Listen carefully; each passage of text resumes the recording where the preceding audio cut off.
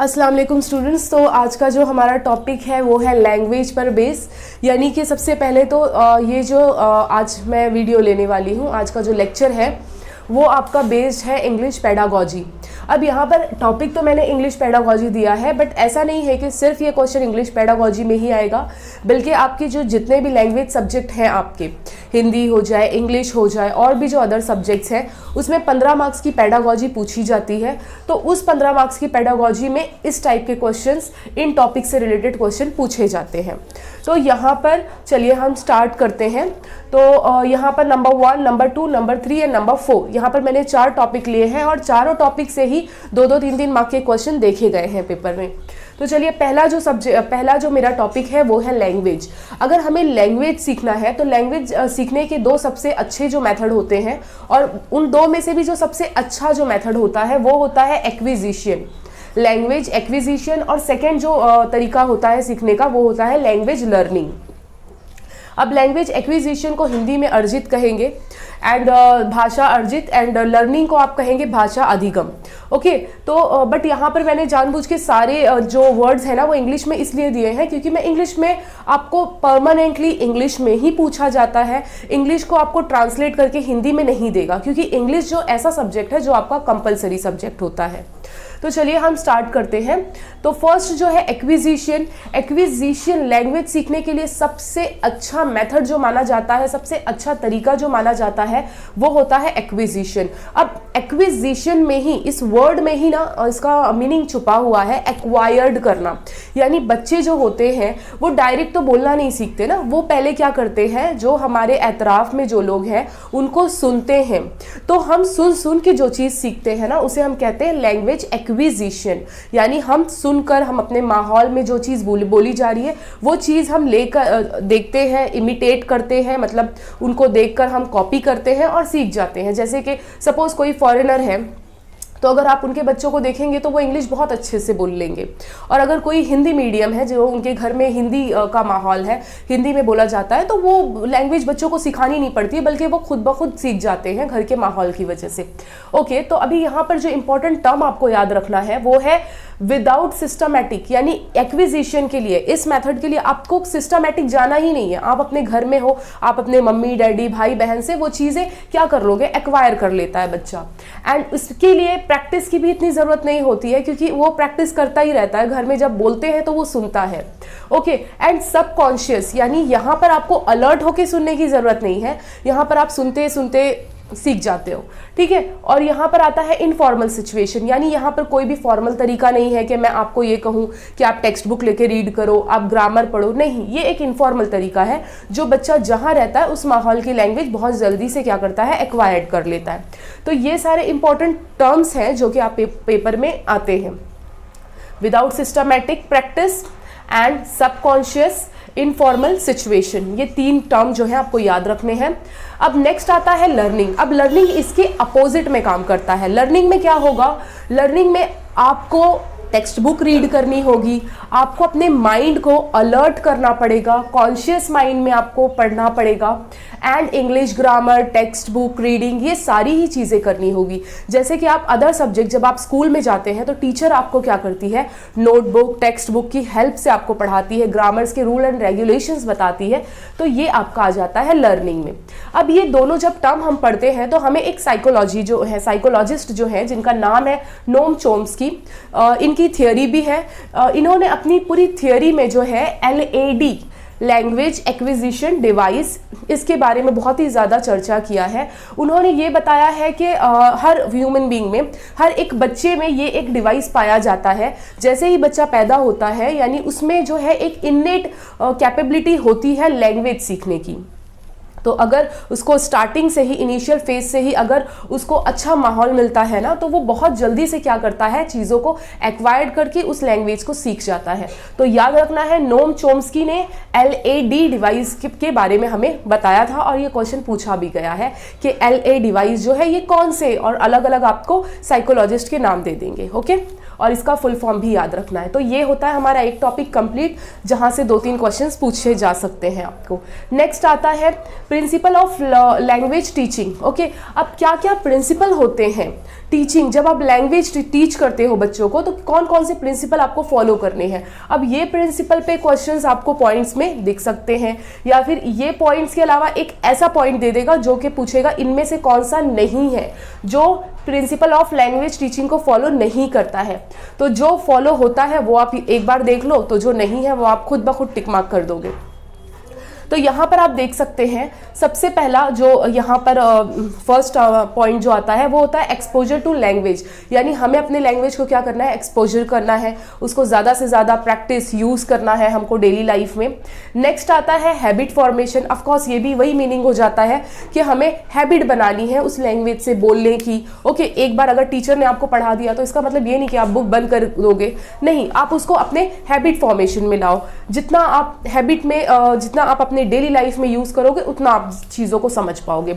Child centred learning, ये चीजें तो आपने पेडागोजी में भी देखी होगी कि हमें जो अपना एजुकेशन है वो चाइल्ड सेंटर्ड लर्निंग करना है। ओके, तो ये पॉइंट को आप याद रखेंगे। नेक्स्ट आता है हमारा मोटिवेशन एंड इंटरेस्ट। सबसे इंपॉर्टेंट पॉइंट तो यही होता है कि अगर बच्चों को कुछ सिखाना है या आपको भी कुछ सीखना है तो उसके लिए सबसे इंपॉर्टेंट चीज होती है मोटिवेशन। अगर बच्चों में मोटिवेशन नहीं होगा सीखने का तो बच्चा कुछ नहीं करेगा। ओके, नेक्स्ट आता है इमिटेशन।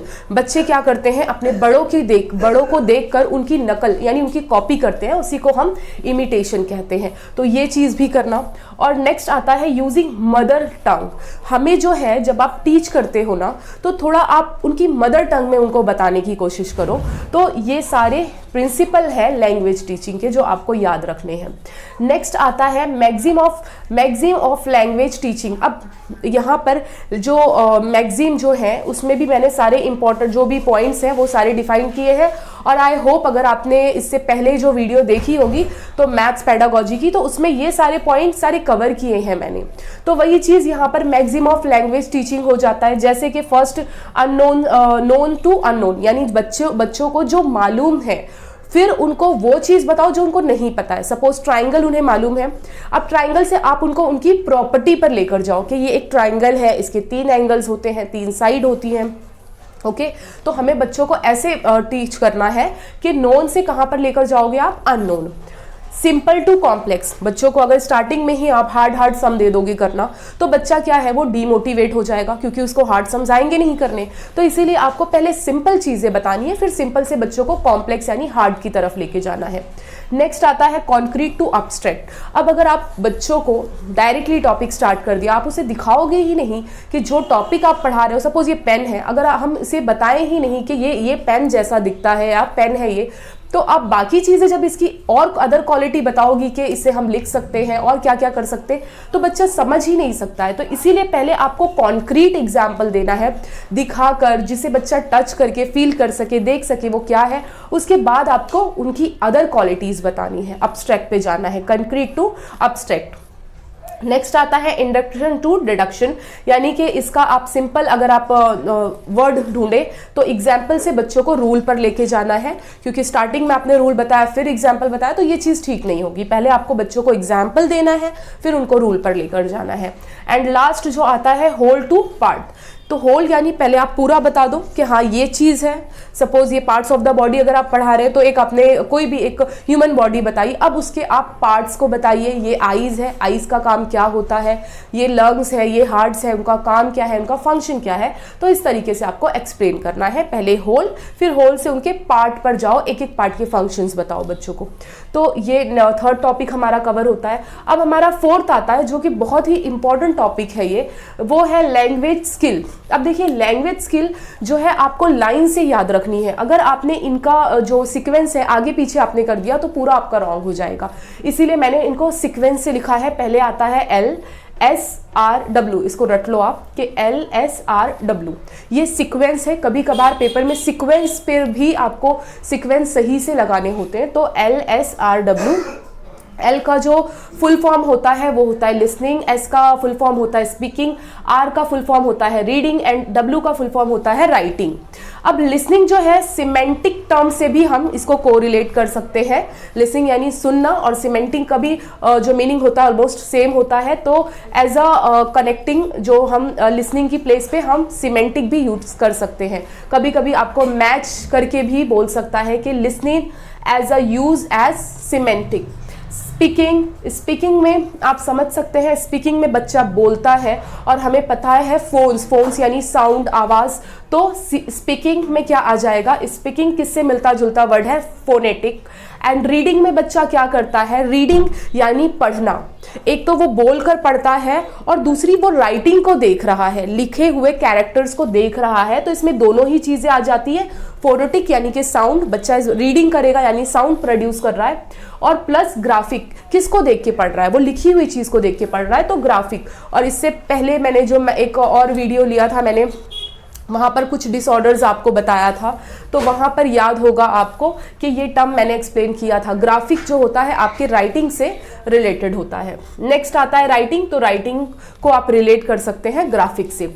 ओके, अब एक और इम्पॉर्टेंट चीज़ है, कभी कभार पेपर में ये भी पूछता है, कभी कभार नहीं बहुत बार पूछा गया है, लिसनिंग और रीडिंग, ये दोनों ही, लिसनिंग एंड रीडिंग, ये दोनों ही जो है एज अ रिसेप्टिव काम करते हैं। रिसेप्टिव का मतलब होता है रिसीव करना। आप खुद यहाँ पर समझ सकते हैं, लिसनिंग में और रीडिंग में बच्चा कोई भी चीज़ क्या कर रहा है, रिसीव कर रहा है। लिसनिंग यानी सुन रहा है, टीचर बोल रही है वो सुन रहा है, तो यानी वो चीज़ रिसीव कर रहा है अपने टीचर से। रीडिंग है वो पढ़कर क्या कर रहा है, चीज़ों को रिसीव कर रहा है, इंफॉर्मेशन ले रहा है। तो ऐसी कंडीशन में बच्चा क्या होता है, पैसिव होता है, राइट। जैसे कि एग्जाम्पल में अगर मैं कहूँ तो कॉम्प्रीहेंशन टेस्ट आपका किसका पार्ट आ जाता है, लिसनिंग एंड रीडिंग का, और इन दोनों को, ये दोनों ही किसके अंदर आते हैं, रिसेप्टिव। तो एग्जाम में क्वेश्चन कभी कभार आ जाता है कि लिसनिंग एंड रीडिंग किसका पार्ट है या क्या है, तो आपको रिसेप्टिव, प्रोडक्टिव अलग अलग ऑप्शन देंगे, तो आपको रिसेप्टिव टिक मार्क करना है। नेक्स्ट आता है स्पीकिंग एंड राइटिंग, ये दोनों ही क्या होते हैं, प्रोडक्टिव होते हैं। क्योंकि देखो आप स्पीक कर रहे हो, अब आप बोलना सीख गए, अब आप बोल रहे हो, तो बोल रहे हो यानी स्पीक कर रहे हो, यानी अब आप कोई चीज प्रोड्यूस कर रहे हो। राइटिंग, लिख रहे हो, तो लिखना भी एक आपने क्या किया, एक प्रोडक्टिव काम किया है, प्रोड्यूस किया है, तो ये दोनों ही प्रोडक्टिव में आएंगे। और बच्चा जब ये दो काम करता है तो यानी बच्चा एक्टिव है, वो एक्टिव होके ये काम कर रहा है। तो अब आप इसे कंफ्यूजन ना हो तो आप इसे कैसे याद रखेंगे, पहले तो आप इसको लाइन से याद करो, LSRW, और फर्स्ट वाला किसके साथ जाएगा, थर्ड वाले के साथ, LR पैसिव है, सेकेंड वाला किसके साथ आएगा, फोर्थ वाले के साथ, SW जो कि क्या है, प्रोडक्टिव है। प्रोडक्टिव में एक्टिव याद रखना, रिसेप्टिव में पैसिव याद रखना। ओके, तो ये थी हमारी आज की वीडियो। नेक्स्ट वीडियो में हम इसके आगे का जो टॉपिक है उसके साथ मिलेंगे। Thank you.